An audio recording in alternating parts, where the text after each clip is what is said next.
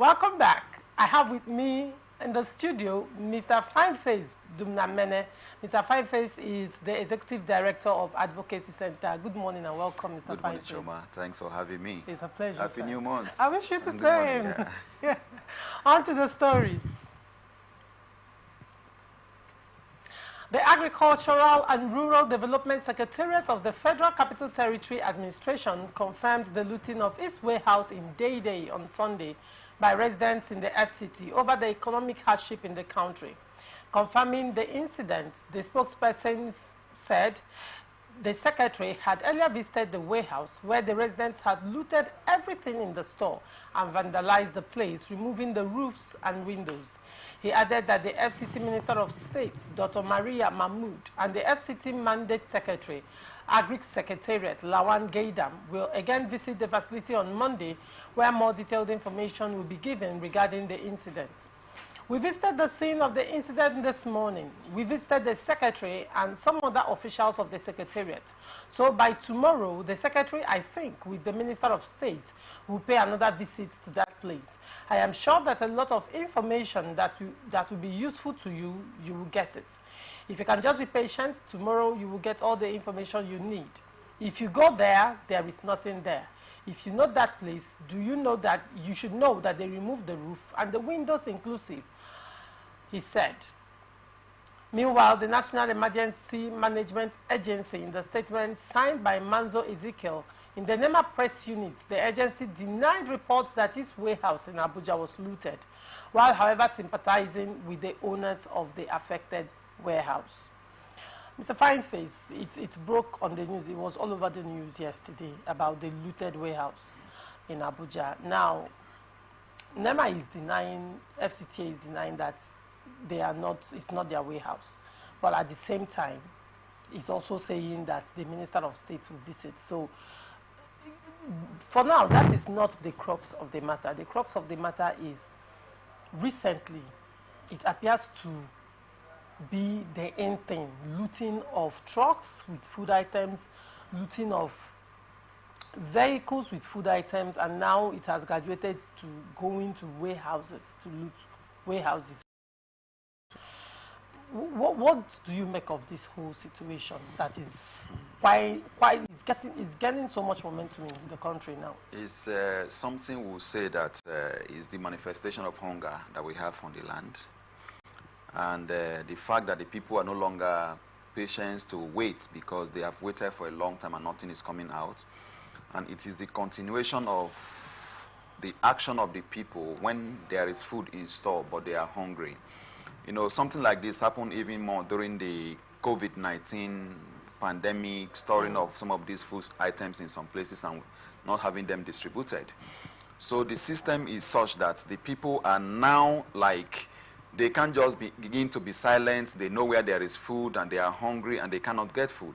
So that is why you have what is currently happening. So no matter how they try to deny, whether or not what they have, the warehouse they broke into belongs to NEMA or belongs to the Federal Capital Territory Administration and what have you. What matters to the people is that they have gotten something to eat. And as we speak, based on the fact that it happened yesterday, some of them could eat last night, some of them are eating today. That does not mean that I don't condemn the act of criminality that surrounds this particular action. Because breaking into a place that is not your own to loot food items and things is stealing. And if any of believe that they are also going to face the wrath of the law. But the point here remains that the people who are hungry are those taking some of these steps. And more will come. There is what we call the reference group theory. Those who are now hearing what has happened in the FCT, how people broke into this, will begin to look around their states and see if they could also find a place to break into to get food to eat. And this is a signal to the people. This is very quite close to what even caused the French Revolution, whereby, you know, the people gather at the residence of the presidents or what have you, and they told them that, and cake was brought, you know, that, oh, you even have cake in your house when we don't have something to eat, and people begins to take action. So the point here remains that government needs to take steps to see how they can do to address the issue of food shortage, the hardship that people are currently passing through. You could see protests that people are protesting across the country, and more are going to come in the days ahead because the people are hungry. So in as much as I condemn the breaking into that warehouse to loot the food stuff and what have you, there is the need for the presidency, the FCT administration to address the issue of hunger within their area of authority. Now, let's look at the effects of hunger on security in the country. Already, the country has been battling insecurity for over a decade. Okay. And now, with this, initially it started as petty stealing, right? And then it graduated to small vehicles like buses with food, you know, and then it now graduated to trucks, and now it has graduated to breaking into warehouses. Like they identify the warehouses where these food items are packed, and they break into them. You know, what effect does this progressively have on the state of insecurity? Is it not a matter of time before they start breaking into supermarkets and stores? Definitely. Definitely, because even the supermarkets and stores are not even safe. I believe that maybe we've not gotten the report. Stealing is on the increase because the people are hungry. Warehouses of this nature, the one they just broke into in the FCT, is something we would have said that is more secure compared to other places, because you cannot stock food to that magnitude without having some armed security men protecting the area. But the people have been able to defy the security architecture around that facility, and they could break into it and successfully looted everything in the warehouse. So it tells us that the issue of hunger is making the people not to mind anymore, whether in the process of them getting something to eat, whether something happens to them or not. They don't bother anymore. So insecurity is going to be on the rise as a result of hunger, because a hungry man is always aggressive and angry. And that is what you are seeing here. So the matter is a serious matter, and more are going to come, because there is no sign that the current level of hunger in the land is abating, because I can't see any serious government policy directed towards making sure that the people could go back to the farm, plant, and within the next 6 months we could have more food. I'm not also seeing any policy that is saying that, okay, the border should open, we get food at cheaper rates into the country. I'm not seeing any labor policy that is making the prices of things to go down in such a way that the people can be able to use the little they have to be able to feed. So until those policies are in place, we are likely going to see more incidents of people breaking into places and collecting food. This is even different from those who go to farms and steal from other people's farms, and they are not caught. It doesn't come to the news. A lot of these things happen. So petty stealing, robbery, breaking into places are on the increase, and we are likely going to experience more.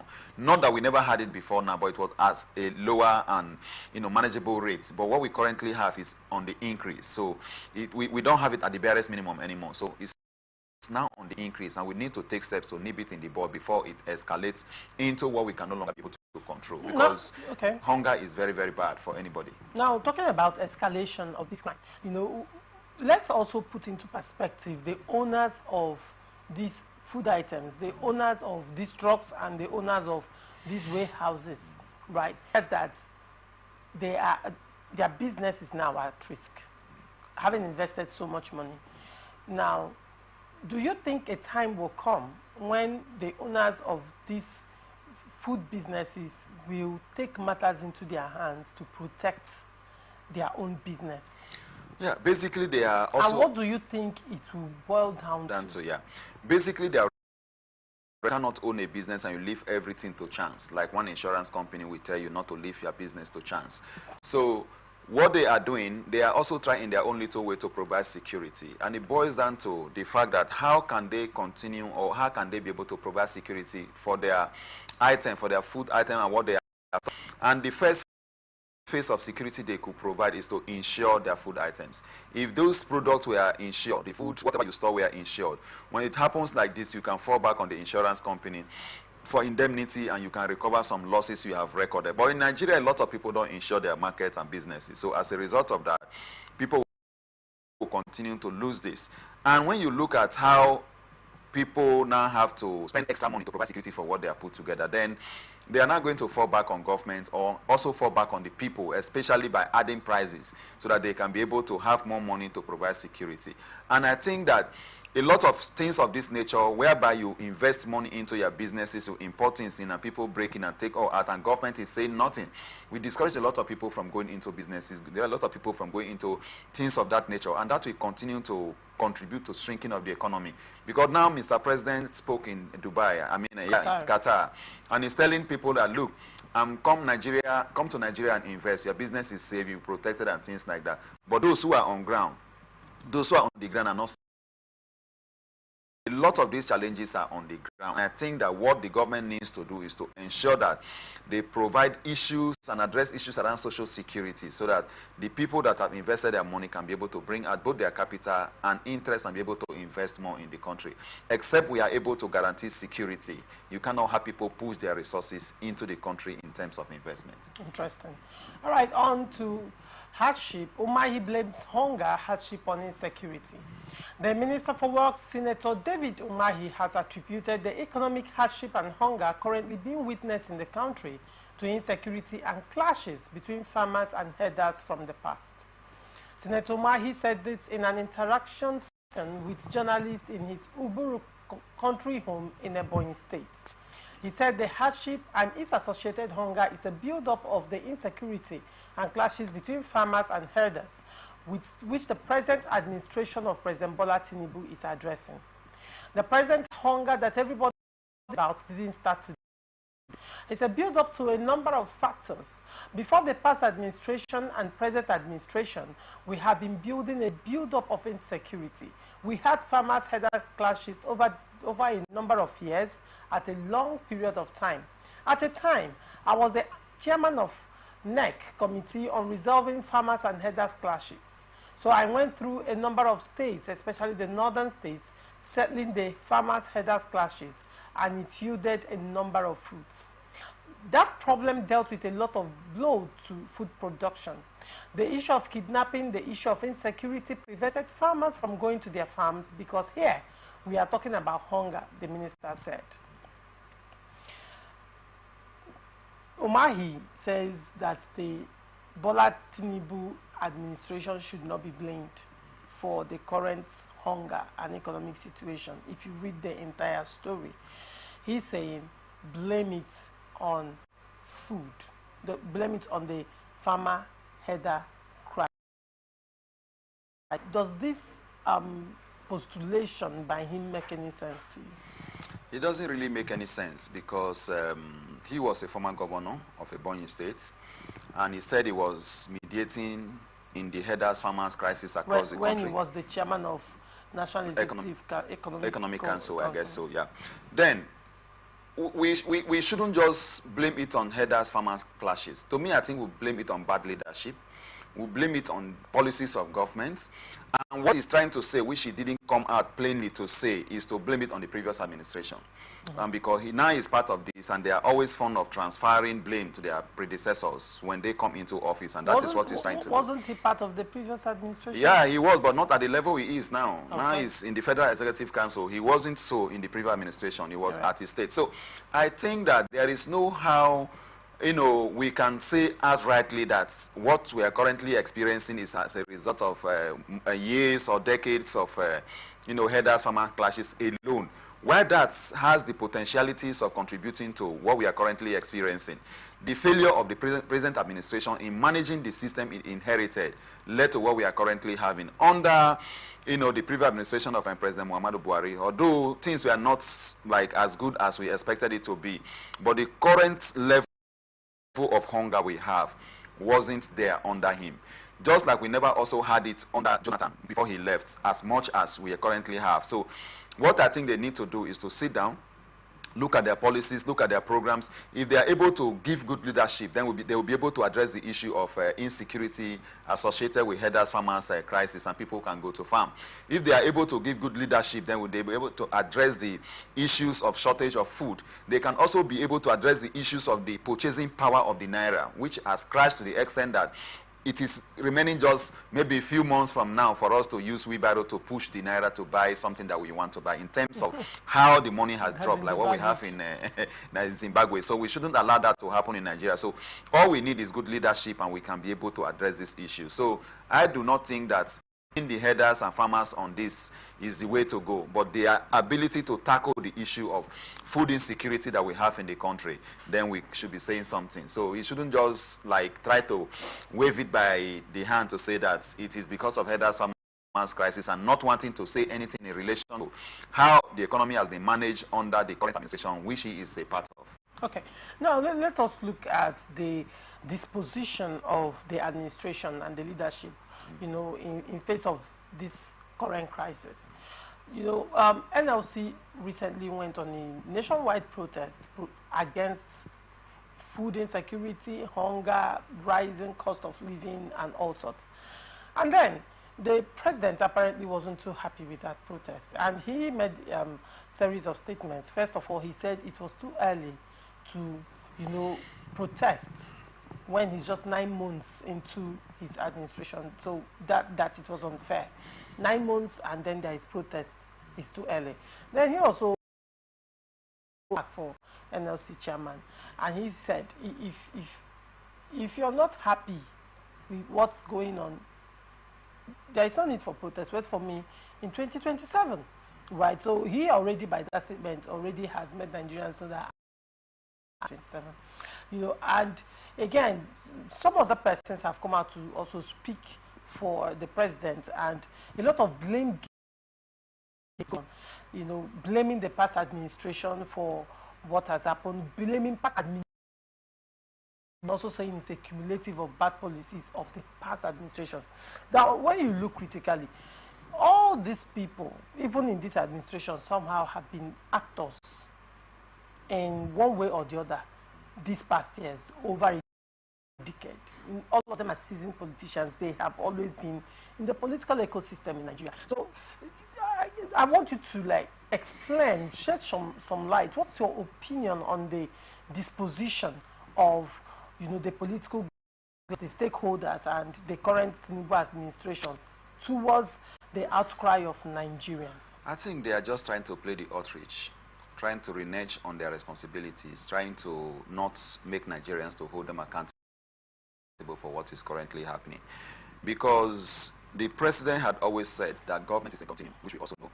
Not only a continuum by virtue of the fact that a different president takes over from a different president, but the fact that he was the APC leader in the country throughout the time of the formation of the party. They took over in 2015. Buhari was on the saddle, and Buhari held sway for 8 years, and APC took over from APC. And he made a comment that was popular in the time, that it is my turn. Now it's your turn. Do what you had in mind to do, that you said it was your turn. So the current situation we have across the country is not something that they will say that people should not protest, because the protest we are talking about here is also the constitutional rights of the people. You cannot deny them their constitutional rights because in office or a few months in office. What you have here is what the people are feeling, and they are coming out to express it to you.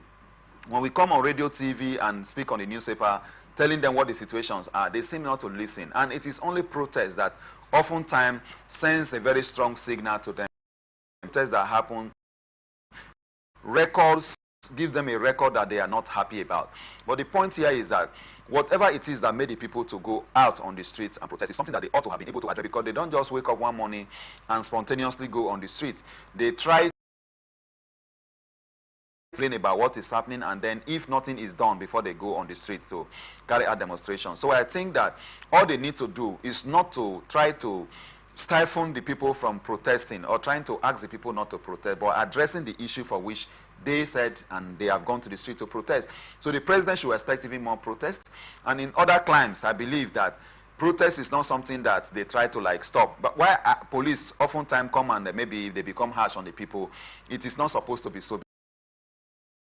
To listen to the people that have come out to protest. So I am calling on Mr. President not to see protest as something that is against his administration, but he should look at the reason why the people are trying to protest and provide security for them, to send a message to him, and then he addresses the issue for which he is on strike. Look, NSC was on the street for just 2 days, one strike that they later called off one. When subsidy was removed as soon as he got into office, on the ground, while one leg was in, one leg was out. One leg was in because the inauguration and the swearing in the process was still on, and one leg was out. The pronouncement that subsidy is gone.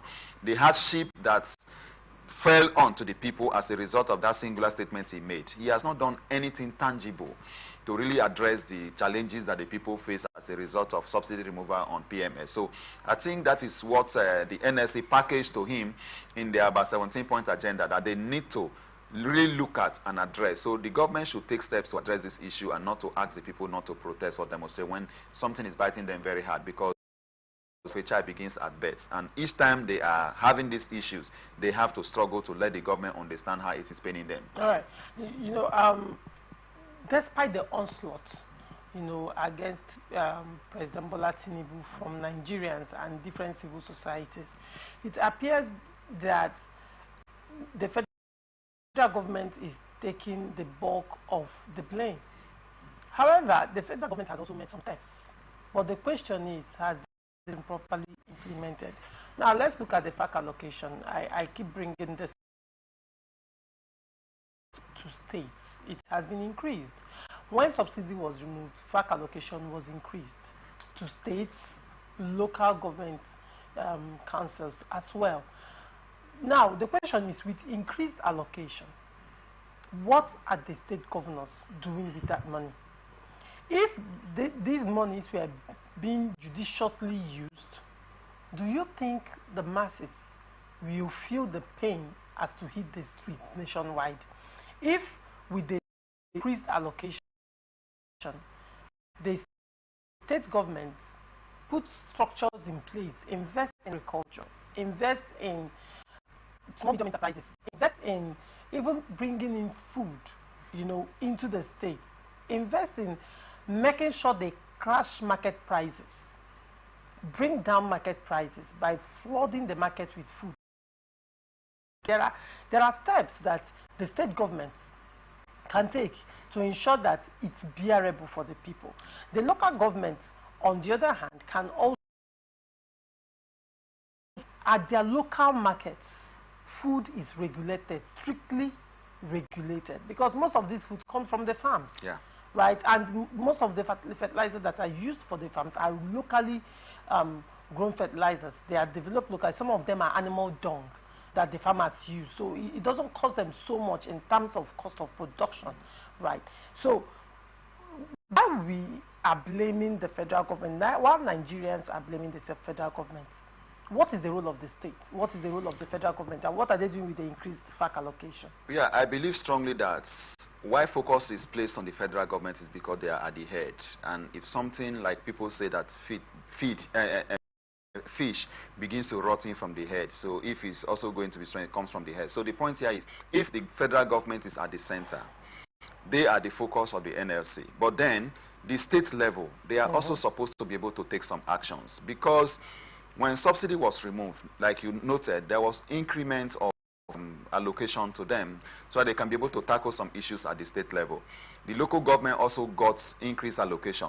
There was also a 50 billion naira support that were given to the various states that assessed as a result of this subsidy removal. But how are they using it? Many states are not really utilizing this money. they keep the money to themselves and not investing it into agriculture, subsidizing food items, or letting, things to come into the state. And as a result of that, the impact of whatever the federal government is giving to the states to mitigate the impact of the subsidy removal is not being felt. And that is why you see that the system is very, very skewed, because the federal government is at the center trying to cover the entire nation. But the states and their governments, they are supposed to focus on their various states, and it's easier for them to do so if they are really committed to the process. What needs to really be done is agriculture, because if agriculture is supported, people could go to farm. New breeds of crops are given to the people that within 6 months you can have some crops producing and people could eat. Then you can have something that will be very, very good. But the various states, a lot of them seems to be silent on this. I know quite well that in Rivers State, for instance, which is where we are, the new governor tried to revive some agricultural farms and structures across the state when he stepped his foot into the Songhai farm to see what he could do to revive that. As yesterday, I also heard that some remediation work is going on there to rehabilitate the facility. So maybe these are some of the ways that they are trying to put that on the ground. But we should see these policies as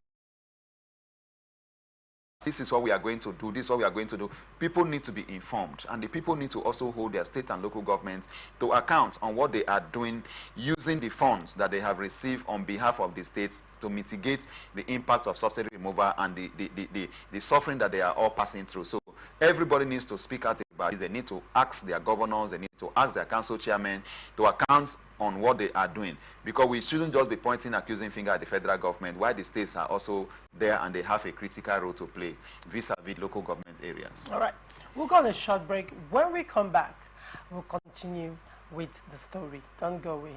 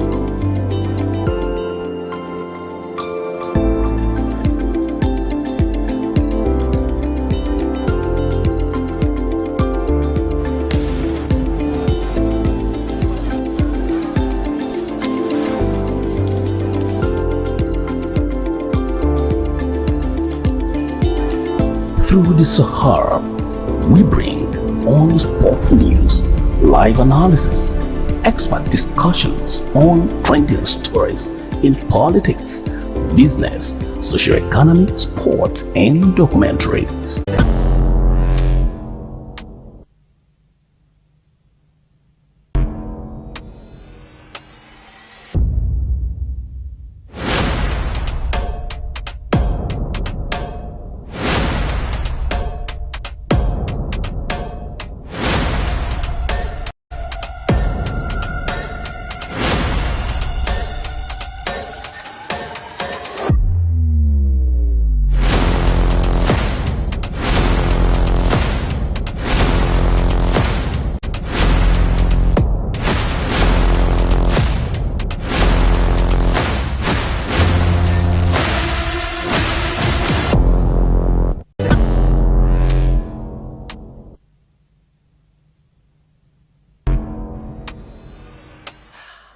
Welcome back. Joining me on the show today again is Mr. Chuba Okpozo. Mr. Chuba Okpozo, if you can hear me, good morning. Good morning. Thank you for having me. It's a pleasure as always. On to the story.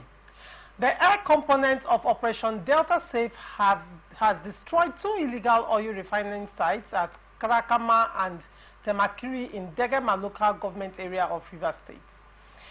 NAV's Director of Public Relations and Information, AVM Edward Gapquet, said both locations barely 50 kilometers southwest of Port Harcourt, the capital of Rivers State, were destroyed on 1st March 2024. Gapquet said the Air Force observed active illegal oil refining sites at Krakama and Temakiri. He said the troops sighted Cotonou boats nearby with the probable intent to illegally siphon crude oil from the sites. He said the 2 illegal sites as well as the boats were subsequently struck, engulfed in flames and destroyed. He added that the armed recognizance was also extended to Abise and Omoma, but only abandoned illegal refining sites were observed in these areas. Now, Mr. Chuba, the Nigerian Air Force has destroyed yet another illegal refining sites. And this will make it, to the best of my knowledge, it should be over 10 illegal refining sites that have been destroyed by the Nigerian Air Force base this year between January and today. You know, I want to get your opinion on this development. What do you have to say about the destruction of illegal refineries in Rivers State? Thank you once again for having me. And very quickly, and like I would always say, and I've always said in many other forums, the obvious cannot be overemphasized. We are a country that is now being bedeviled by an economic crisis that has been precipitated by a single commodity run economy over the years.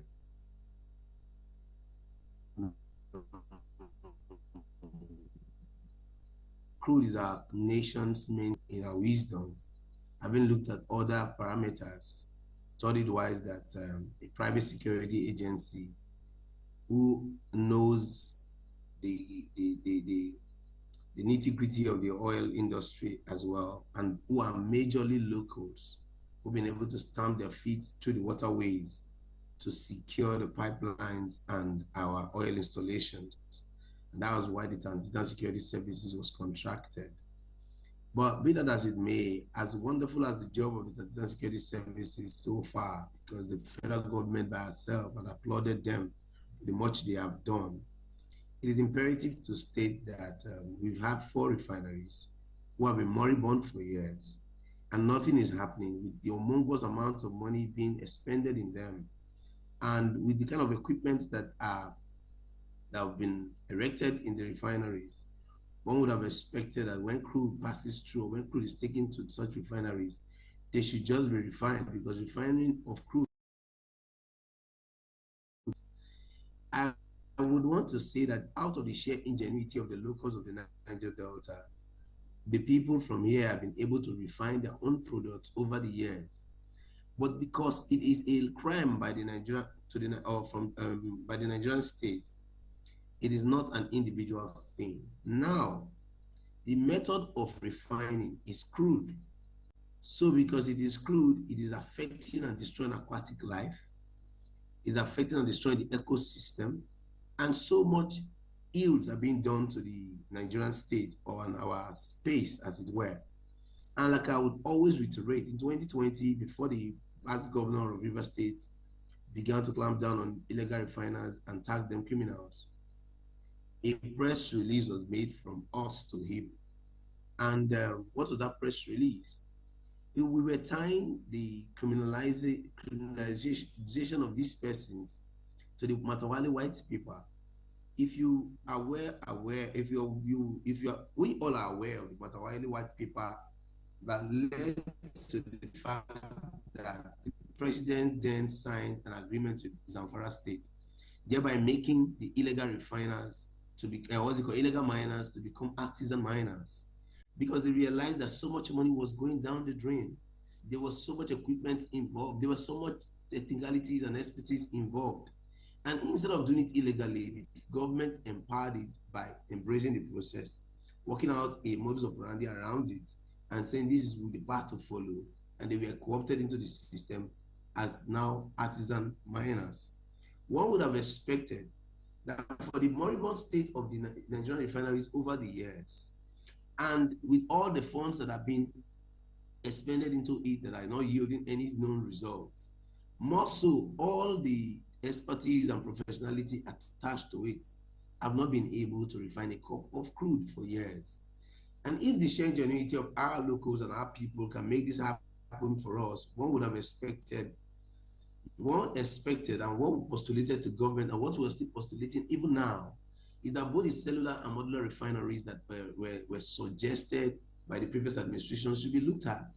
Then let these locals be put together with the professionals in the oil and gas industries, professors as well, and safety officers, and let them be well tutored, make them understand the harms that their activities are costing to the Nigerian state, the harms that their activities are costing to the aquatic life and to the environment where they all reside, because most of these people are locals.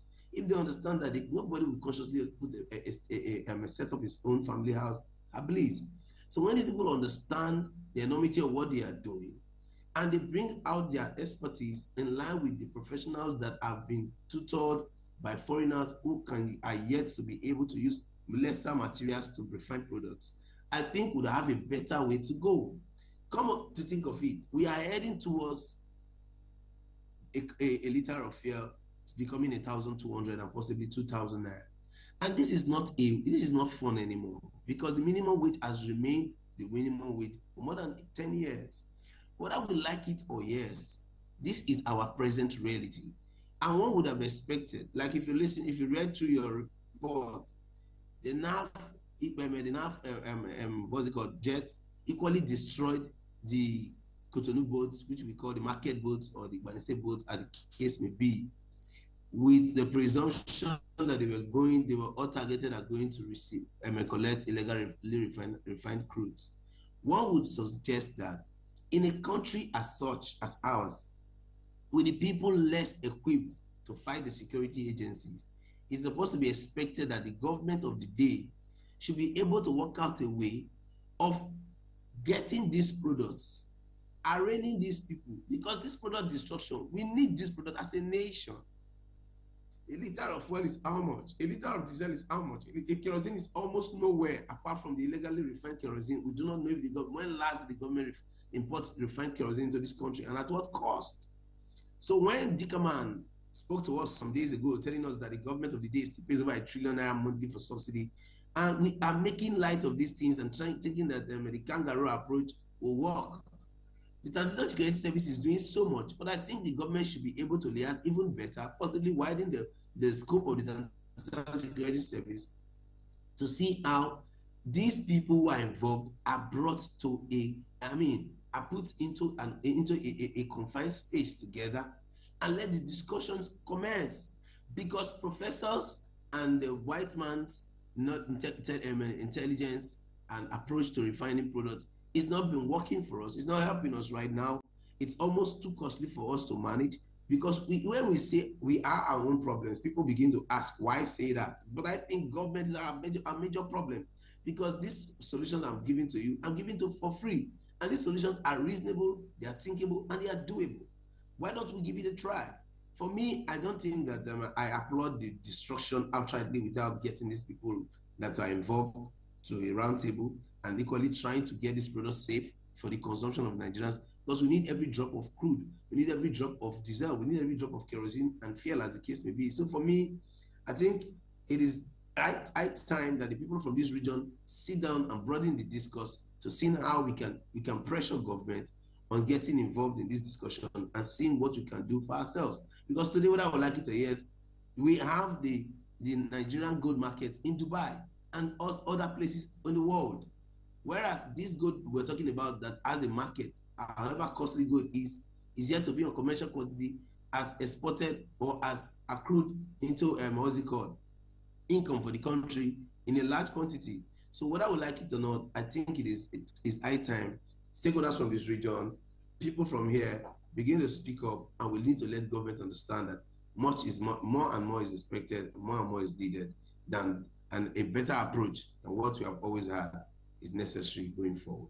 Okay, Mr. Fineface, Mr. Chuba spoke about the Matawale white paper, and he is saying that the government of the day should come to a point where they replicate what was replicated in the north, turning the illegal miners into artisans and, you know, incorporating them into the system. Do you think that's a way to go in this region? Yeah, exactly. That is the way to go. And the white paper of Matawale is even small compared to what they have done in the north for illegal miners.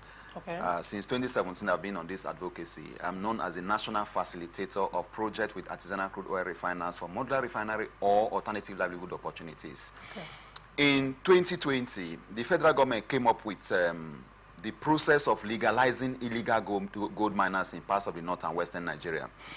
And they established what they call Presidential Artisanal Gold Mining Development Initiative, PAGMI.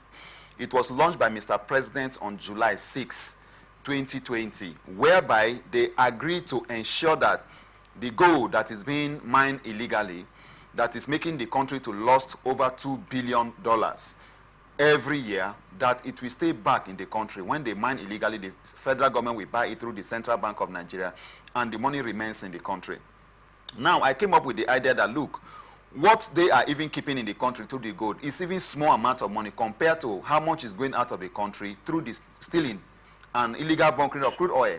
So much is going out. Why not we replicate the same thing in the Niger Delta? And on the 27th of July, the same 2020, I developed what I call Presidential Artisanal Crude Oil Refining Development Initiative, PACODI.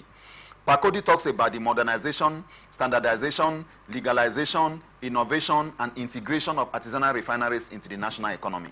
And I presented that to the federal government of Nigeria, that this is what they should do. In 2021-2022, the federal government held a national conference on this issue to carry out this process, as at that time we have Tainang as the essay to Mr. President on Niger Delta affairs. As the current administration came on board, I've also been following it up. I also just came back from Abuja where I'm pushing this.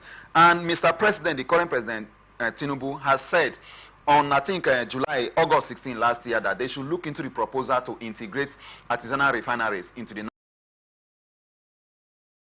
And as I speak to you, my office will be releasing a statement later today, because the youth are tired of the hunger and the hardship and the displacement by this NAF and what have you. It's hitting them very, very hard. Because the government have delayed the process of making them have alternative livelihood opportunities. These youth are trying to go on the streets to demonstrate and to demand for alternative livelihood opportunities for them, for themselves.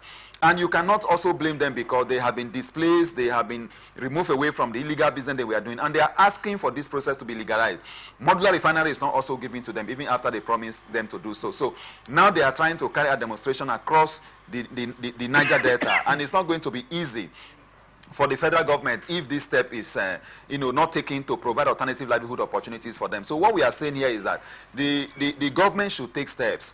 What is good for the goose is also good for the gander. Matawale have brought out a paper trying to see how he can integrate the illegal gold miners in the Zamfara state, into artisans. And then the federal government have also came forward and put together the PACMI in 2020. Why not they do the same thing for the Niger Delta? Now, we are looking for bombs. We are looking for bullets. We are looking for jets to fight Boko Haram and insurgents and banditry in parts of the north and western Nigeria. And you are bringing the same thing to come and shoot down, alleged oil theft facilities here. And remember, when they release each bomb onto the facility, they destroy millions of barrels of crude oil into the environment. Okay. And when that happens, you have thick smoke, like they also describe in their statement. And that contributes to soot. Aquatic life is destroyed. So, and most of the people that are flying those jets and doing some of this, they are not Niger Delta, and they don't understand the dynamics of how this environment works. This is where our forefathers were feeding, relying on the environment for their livelihoods as fishermen and farmers. Now they are destroying all of these things and they are clapping hands for themselves, releasing statement that they have released bomb onto the environment. That is not the way to go. Get these products. You've seen it from up. As you move to go and target this product with the fighter jet, there should be ground troop. You guide them, protect them, the same way they use the operation that they said they used to kill Tubaba, whereby NAF provide the area support for the ground troop. Move that way. Get this product. Arrest the people. Prosecute them as you can. Move this product to where they can be used. Today, Port Harcourt Refinery Phase 1, that is about producing 60,000 barrels. They are looking for crude oil to use for the experiment. Take this crude oil to the refinery that is now on stream. They refine it there, than to destroy it into the environment, because we need it. Just like the last speaker said, we need this product. Why destroy this product? These youths have the capacity to do some of this thing. What is making China to grow is because they recognize the skills of everybody, they develop the skills and they modernize it, and people are able to use that to better their lot. That is what we have proposed to the federal government, and I think the earlier they do this, the better for them, than to clap hands for themselves that they have thrown bomb into the environment and destroyed some of this thing. It's not the way to go. We should have a tank farm somewhere where the product that is so confiscated will be transferred there, and they move it to the refineries, and we refine it and use. While we wait for the legalization of the artisanal refineries and, of course, the modular refineries that these youth are asking for as alternative livelihood opportunities, the solution is already there on the government table. But why they are delaying the policy framework to get this to kick off is what I do not understand. And this is why they may be having the youth to contend with within the shortest possible days from now, because they are also fed up of all of these things. Right. We'll go on a short break. When we come back, we'll look at federal government saying we'll ensure our citizens are well educated. Do not go away.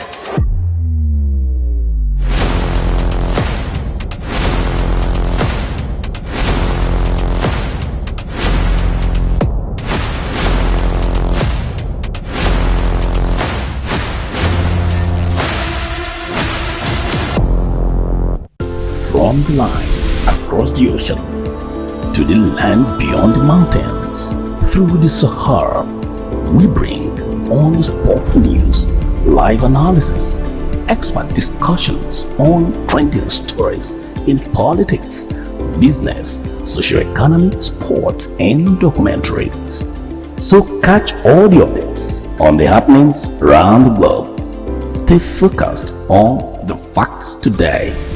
Only on ATN.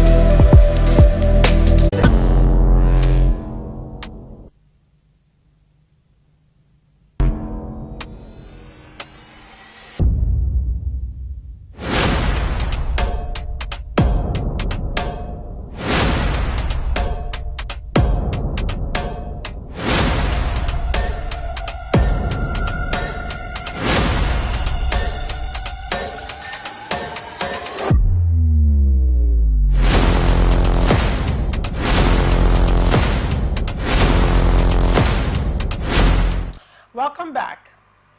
The head of the Civil Service of the Federation, Dr. Folashade Yemi-Esan, had said that federal government will do everything within its powers to ensure that Nigerians are well educated.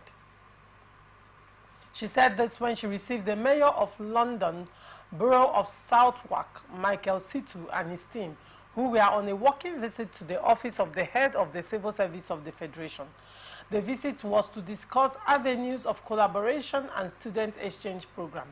The head of service disclosed that the news of the visit was received with great enthusiasm because education for all is a responsibility for all.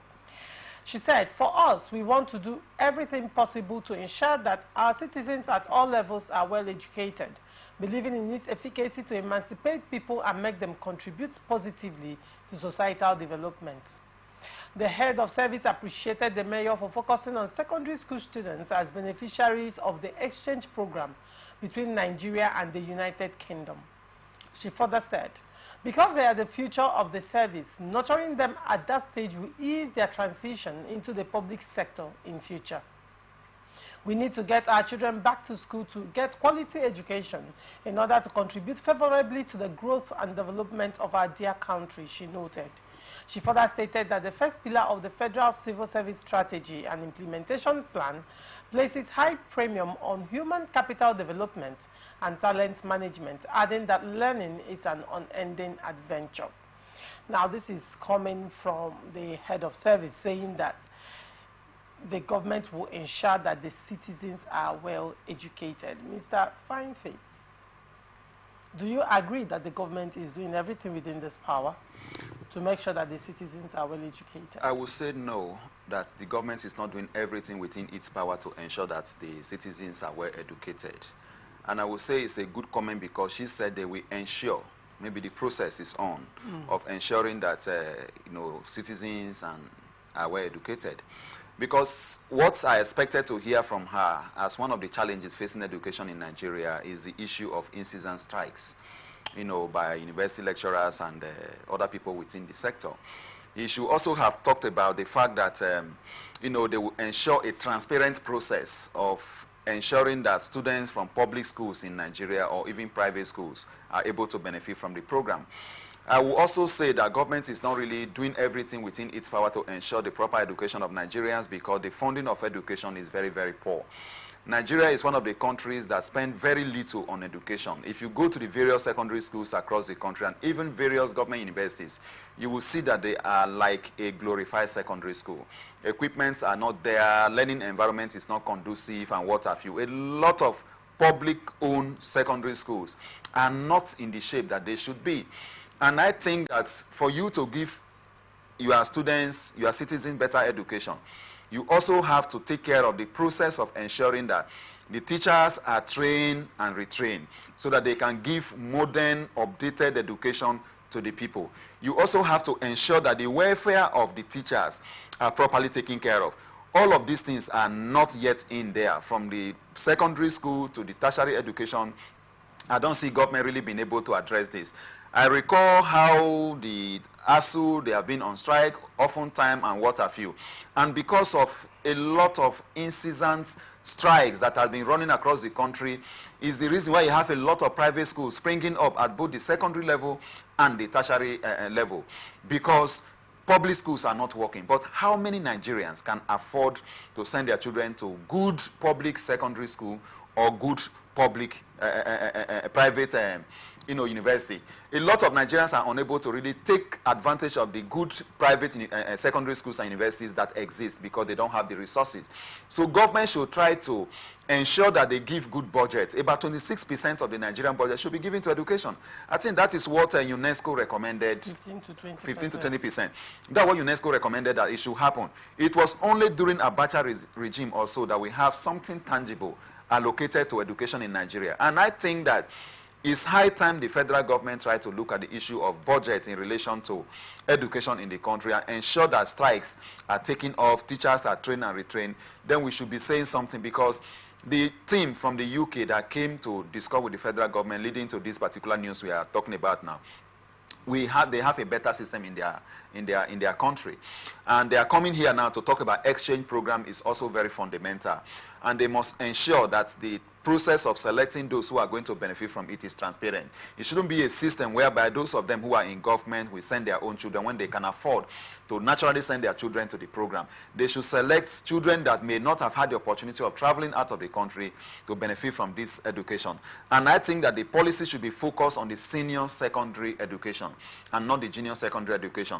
And that should be that the students should have the opportunity of doing their JSS senior secondary 1 here, that's SS1 here, and then by SS2 they are able to go out of the country, learn, and then they come back and then learn and synchronize what they have learned, share with their other colleagues and their fellow students and classmates. Then they finalize in SS3 and then they graduate. It's a better policy that, if properly implemented, will contribute to the improvements of education of the Nigerian child. Okay. Now, you spoke about budgetary allocation to education, and also you rightly mentioned United Nations standard, especially when it comes to Nigeria. They were specific on Nigeria, and they said 15 to 20% of budgetary allocation should be given to education. Now, let's look at the Renewed Hope appropriation bill. It was a bill of 27.5 trillion naira, and out of that money, 1.54 trillion was allocated to education, and that makes it roughly 6.39% of the appropriation bill, as against the 20% of UNESCO. Do you think, for a country that is struggling, right, a country that is struggling so much, a country that has a lot of issues to deal with, and a country that right now a lot of its citizens are living below poverty level, shouldn't the government make education a priority? Now, if the government, second question, if the government is saying that they are prioritizing education and they want to ensure that their citizens are well educated, let's look at the North and the Almajiri system in the North. Has government policies when it comes to education gotten to the North? Or are they weaponizing, or are the politicians, especially in the North, weaponizing illiteracy for their own gain? Yeah, that's a complex one, because basically I would think that the way to make society better is to ensure that your citizens are educated. Because when they are not educated, they become nuisance to the society. And I think that to an extent, I wouldn't really say that northern politicians are weaponizing education. I believe that they are also trying their best to ensuring that their citizens are educated, but a lot of them are not willing to go to school. I happen to serve in Zamfara State, and I know how you have to pay them money, give them food, pay them before they can come to school to learn. None of them is ready to learn. A few of them who are ready to learn, they have to make extra provision for them to come to class and learn, because they are really trying to see how they could push education. And we cannot really talk about it without mentioning the fact that millions of Nigerian students and children are out of school. Nigeria has one of the greatest percentage of students that are out of school. So what is the government doing to be able to address this? Then the federal government, in terms of allocation and to a budgetary allocation to education, they are not doing very well. If we have just about 4-point-something trillion going into education for a whole year, which is about 6-point-something%. That means that we have under-budgeted education by over 200%. And if that is the case, can we really be proud to say that we are doing everything to ensuring that the Nigerian child is well educated? We cannot say so, because we are not properly funding it, because it is how much you put in that you are also going to get out. And if you garbage in, you are going to garbage out. And if you put in a little, you are also going to get less. That is why most Nigerians are not getting the better education that we should get. And I've always been advocating that we should have a policy, a law, an act in Nigeria that prevents public office holders from sending their children to either private school or abroad. The moment you are coming into private, a public space to become a politician, you should be assured that you have to withdraw your children from any private school that we are going into the public school, so that will help you to put the school in a better shape, because you know your children are also going to learn from there. But now we have a system whereby the federal government don't eat the soup they prepare, and for that reason they don't take it seriously. They don't school in the schools that they are funding with meager budget. Their children are outside. All people around them are able to afford better education from the money they are taking from their offices. But then you see the children of the poor battling in the public school that their children is not there. So they don't give it attention. So the only thing we can properly be able to do to make government to fund education properly in Nigeria is to have them withdraw their children the moment they get into offices and bring to the public school. El-Rufai tried it somehow in Kaduna State by bringing his children to public school, and I believe others should follow suit and ensure that they are in the same school, so that way they will provide security for schools, because you are talking about Chibok school girls here, the Dapchi girls, a student that were all kidnapped. A lot of them are still in captivity today. If their own children were there, they would have been able to provide adequate security for the various campuses and the various secondary schools across the country. I was in Abuja of recent, and the Nigeria Security and Civil Defense Corps was launching school protection program, something like that. They should strengthen that to ensure that security is provided in the schools, and then have the children of these politicians to come and learn. That way, budgetary allocation to education in Nigeria will increase, and the quality of people that graduate from the school will also increase. And we can now be talking about a better society that can take us to where we need to go to.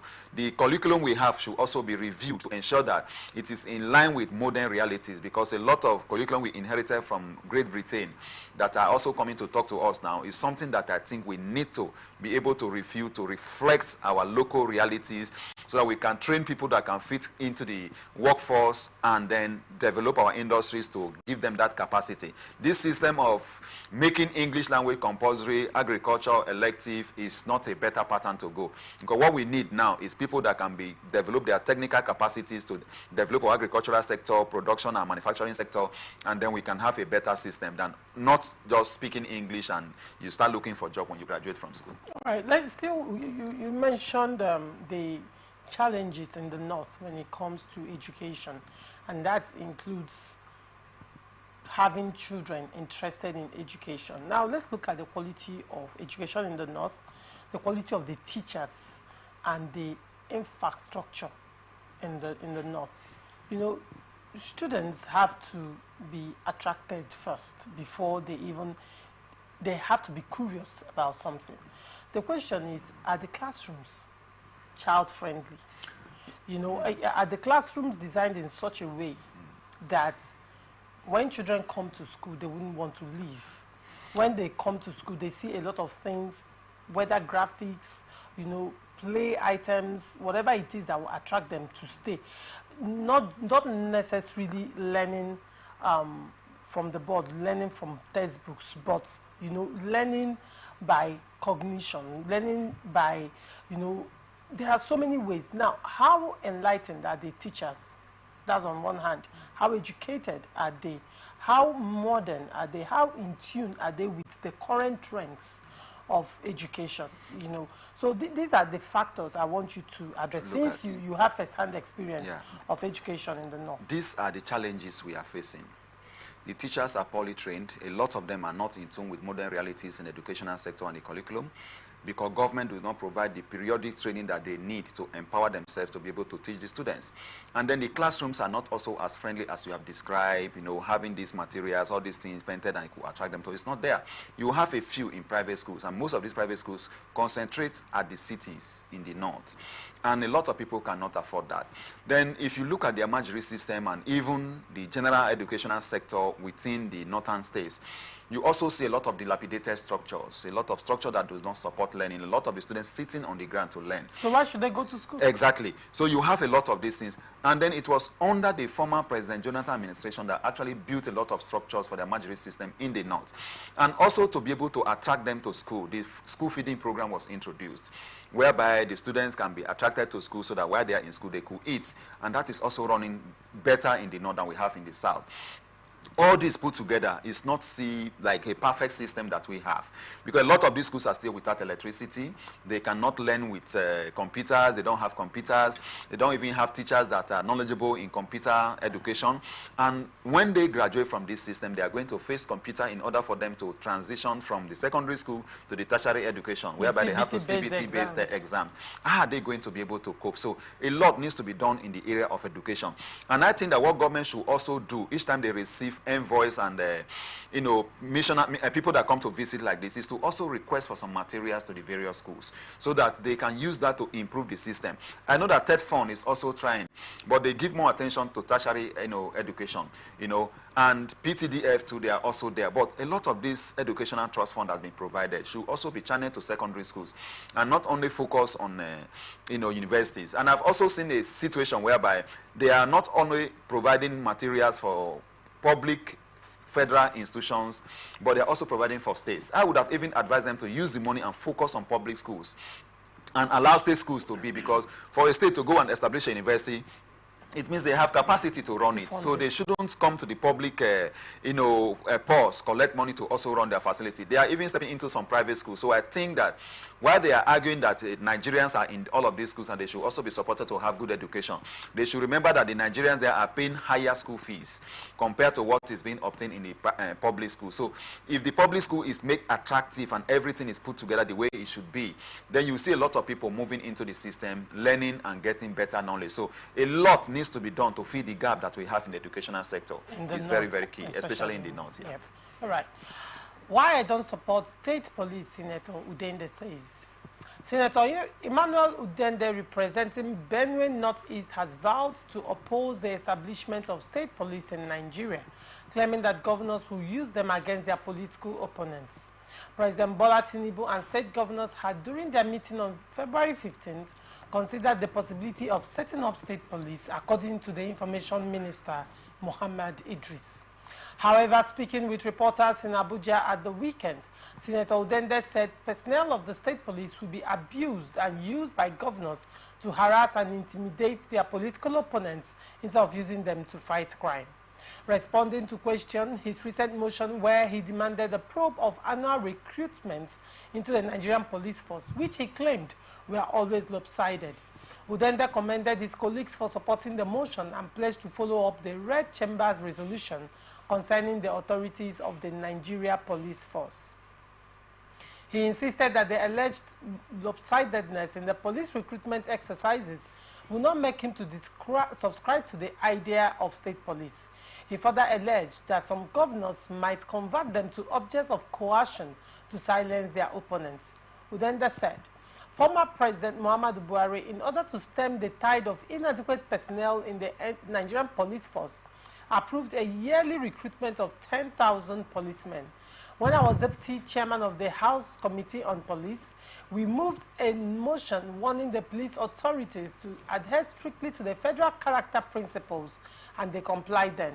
However, a few years later, we discovered that they were not adhering to the federal character principles during recruitment. That's why I brought out the motion, again this time around, in the Senate. We have 774 local government areas across the country. Let them recruit at least 10 policemen from each of them. We will have 7,400, and the police authorities can do readjustments from the balance. However, every local government area must have produced at least 10 policemen. That is good enough. If we do that for 10 years, we will know that everywhere will be covered. Even if it was done in 3 years, there will be 30 policemen in each local government area across Nigeria, and we would be able to tame the tide of insecurity in the country. I cannot back state police. Despite the fact that we still have insecurity in the country, I won't support state police. If you have a mad governor, he will use it to pursue his enemies. For me, in the Senate, I will never support state police because we have not got to that stage yet. We have insecurity in most places because most of the people are crazy when they get to power. If you give them state police, they, governors, will misuse it.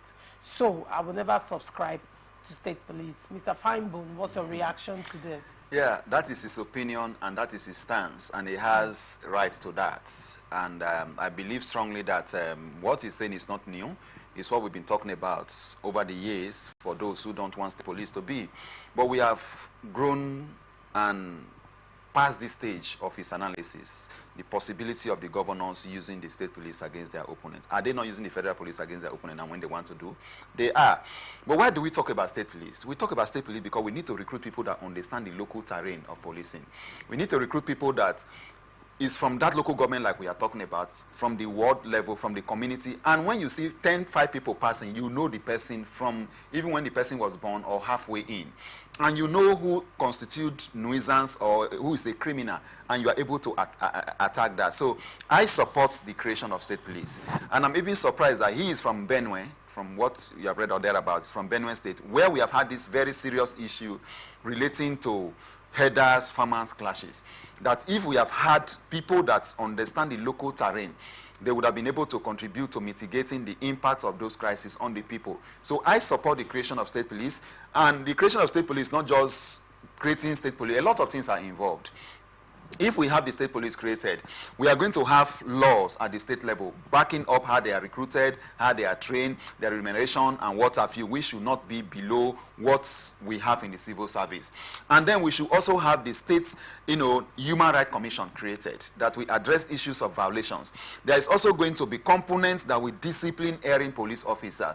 There will also be this issue of having the police not to be subjected to, misuse by the governors. So those, I know the police is going to be an arm of the governor executive. But then, I believe strongly that if we have laid down procedures, laws that we have in place, the state police will be able to operate without them being misused. Remember, citizens will also have opportunity to air their views on the actions of the police. There should also be toll-free numbers floated where people can report the concerns they have about the police and how they are operating. So the stage we are now in the country, the insecurity we have now in the country, state police is one of the ways out. It is because, and we have not had state police before, that I have a lot of regions going about creating their security network. In the southeast, we have the Eastern Security Network that has been created, although some said it has fused into other arms of the, IPOB now and what have you in that area. Then you also have, in the southwest, you have the Omotekun that has been created. We also have all of this across the country. We should have state police so that each state will be responsible for this. To me, I felt that those who are opposing the establishment of state police are those who know quite well that the governors have been funding the federal police, and when they have state police now, their attention will focus on the state police more than the federal police, that the federal government have failed to be able to fund properly to be able to carry out their job. So I think that their fear also lies more in that, because you remember our former governor here, right, Nyesom Wike, did say that he is a chief logistic officer to the police and not chief security officer to the police because they don't listen to him and things like that. So the point here is that we need state police at this point in time. The federal police will also be there. And remember, the powers of the state police will be limited. They're not going to have overwhelming power like the federal police.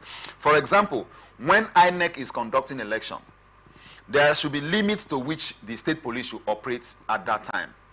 Or the federal police will mainly be used to conduct federal elections. Then when it has to do with state elections like the one that is conducted at the state level for local government area, you have a combination of federal and state police working there.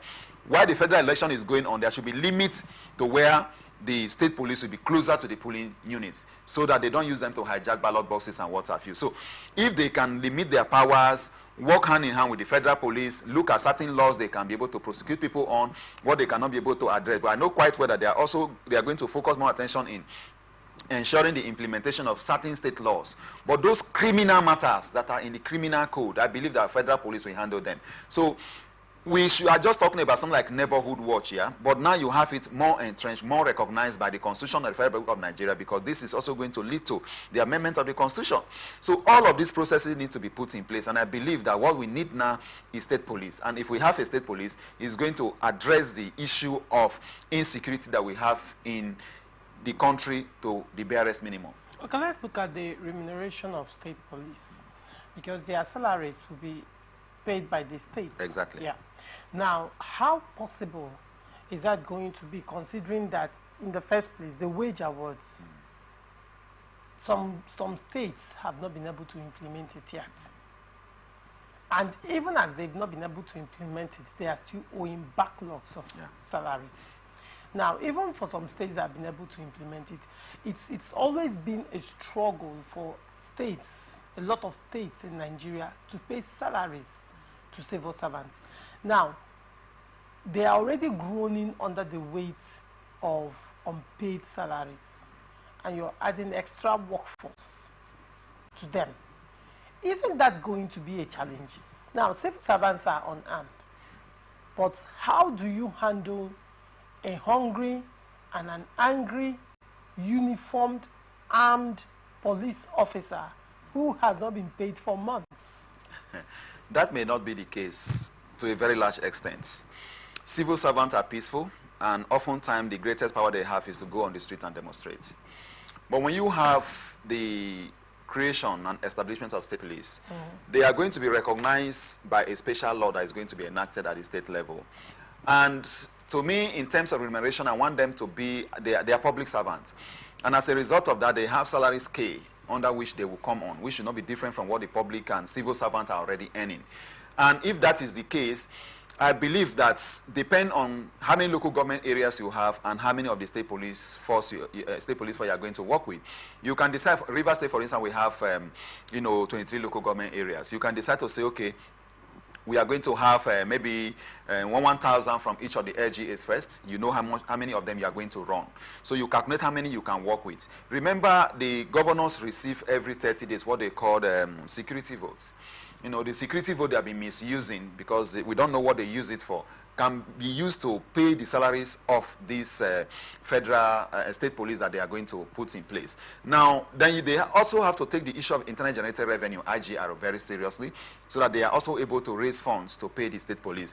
You can also see that at the government state level, we are also talking about cutting down on cost of governance, especially the flamboyant lifestyle of the governors. You can also raise some funds from there. And then if you are putting together the state police, I believe also that opportunity will be created for spirited members of the public, foreign and local partners to make some donations that the state police will use to operate. Like in Rivers State, we have the Timarif we operated before, the task force that is running. It's just similar to state police. We also have in parts of Rivers State the OSPAC, that we have, which we are also talking about the possibility of having them to become a state structure. If a local government could establish its own local government police, and they are able to fund them, the state can do it. The state is richer. So I do not see funding to be a very key issue, even as much as we can say that funds are not always sufficient. I don't see it to be a very key issue, because even the donation that the various states donate to federal police from time to time is even sufficient to properly equip the state police to be able to run. So whatever it takes for the states to run their police force to the number that they are going to recruit for a start, I believe they have the capacity to do so, and I believe they will be able to drive that process. And I want them to quickly expedite action on the amendment of the Constitution authorizing state police, and we should have recruitment commencing at least October this year, so that we can have these people to take over and provide security for the local people. Well, Mr. Fineface, interestingly, when this is implemented and issues arise from withheld salaries or unpaid salaries to the state police, I will invite you back to Definitely, I will be here and give them solution on what they need to do to address the problem. All right.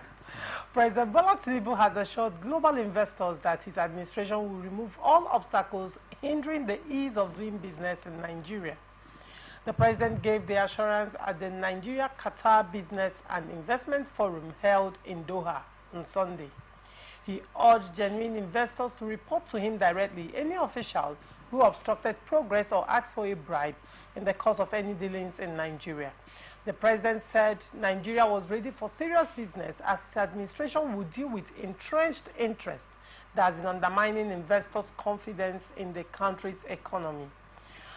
Tinubu pledged to remove all bottlenecks standing in the way of profitable and legitimate enterprise. He said, "I am here to give you the assurance that reforms are going on. Forget about whatever you heard in the past. Whatever is the obstacle or problem that some of you might have experienced, it is in the past, because there is no obstacle in the future. Do not offer a bribe to any of our people, and if it is requested or taken from you, report to us. You will have access to me. Nigeria will no longer be defined by the past, but by what we do now, and moving forward, do not let perceptions become a hindrance to your will to invest. Nigeria is serious about revolutionizing investment promotion. We are removing obstacles today, and we are going to continue to remove all obstacles." President Bola Ahmed Tinubu at Doha in Qatar, making promises that he will remove all obstacles to investment in Nigeria. Now, interestingly, isn't this happening at a time where investors are leaving the country? Yeah, definitely. It's happening at a time that investors are leaving the country, and that is why I think Mr. President is talking about assuring other investors to come and invest, going to remove obstacles that maybe made those other people to leave, and then be able to address some of the issues that will make that investment to be safe in the country. Well, there are good assurances that should come from the president of a country, but then it is now for him to implement some of those things that he has said. I'm happy he said the investors will have access to him to complain about issues that they may have. But the point here remains that those things should be done with the people that are already on ground so that others can see how others are faring. And that has to do with what are some of the impediments to investment in Nigeria. The number one impediment to investment in Nigeria is in the area of friendly atmosphere and laws and practices that will enable them to be able to flow. What are some of these things? Energy is a key issue. If you want people to come and invest, you assure them of electricity, that they'll be able to have electricity to invest. And then if they are coming to invest, you also assure them of tax regime not being too stringent on the people. And you are assuring them to come and invest. You must address one key hydra-headed issue we have had in this country, the issue of land tenure system. Is he going to amend the Land Tenure Act of 1979 that will give access to people who want to invest in agriculture to have access to land? What is Mr. President saying in this direction? Now we talk about the ease of doing business that the previous administration started. How has the doing business been going on in Nigeria today? We are still having a lot of challenges. I think the statement is a generalized statement. It is now for the civil servants to come together and break down what Mr. President said, those things they needed to do and those things they are going to do to make investment to be safe. He particularly mentioned the issue of the inflow of money and outflow of money as a one.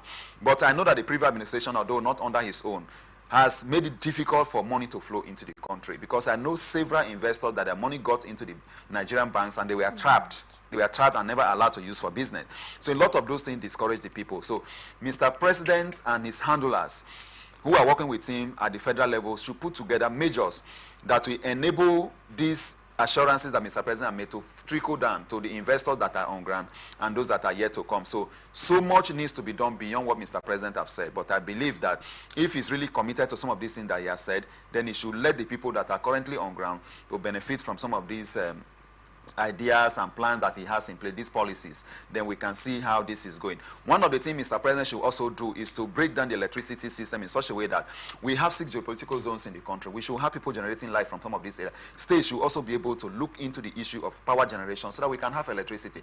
If people can be assured of having electricity, I tell you, people will come and invest. Because today, small and medium-scale enterprises are folding up. Some businesses are folding up because of electricity in particular, and they are unable to even buy PMS, AGO to power their generator and plants to run their businesses. The labor cost is also expensive because of poor economic policies we are experiencing across the country. So a lot of things are involved here. He has made these comments, and I think that what we need to do now is to see it practically executed in such a way that those who are on ground will see what he has said, and then those who are yet to come can come home and be able to implement and invest in the country. Now let's look at insecurity, in the country, vis-a-vis the president wooing investors to come in from Qatar to invest in Nigeria. The issue about insecurity in Nigeria is it's international news. It's not localized. Yeah. Now, investors, before coming into a country, will do their due diligence before coming in. Now, even the FCT is no longer safe. Kidnappings are rife even in the FCT.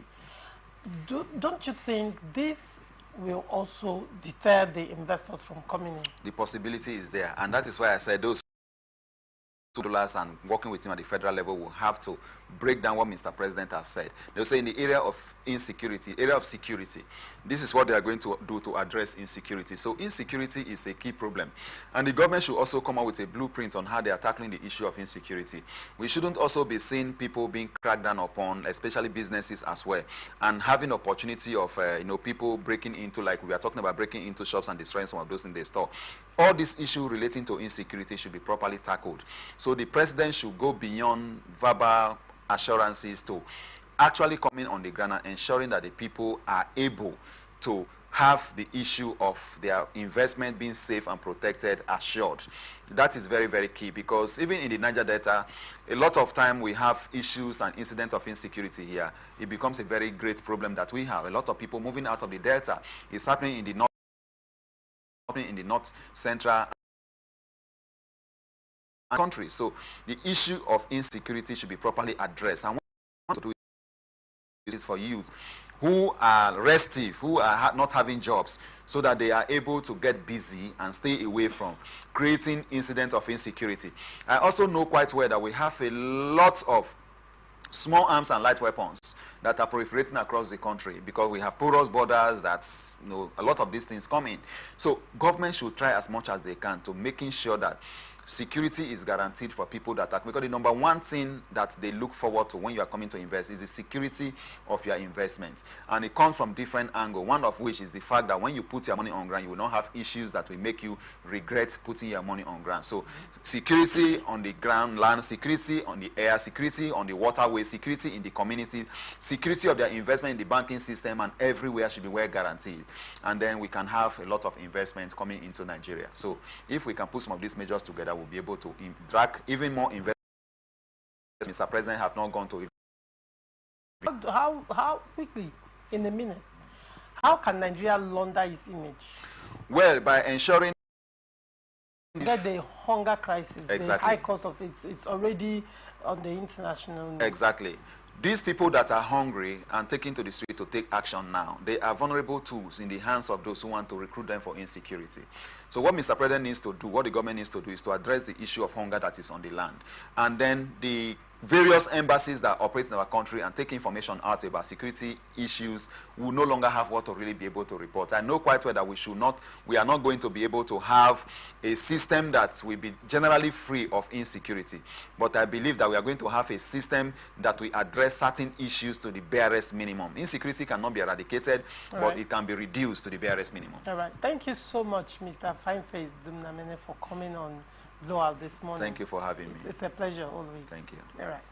And this is where we wrap it up on this episode of Blowout on Atlantic Television. Stay connected to us on all our socials, Facebook and YouTube, Atlantic Television Network, Instagram and TikTok, Atlantic TV Network 1, on Twitter, Atlantic TV Net. Watch us live on our website, www.atlanticnetwork.tv. Do not forget, peace and unity are the pathways to progress. Thank you for watching. I am Ogu Laurentia Choma.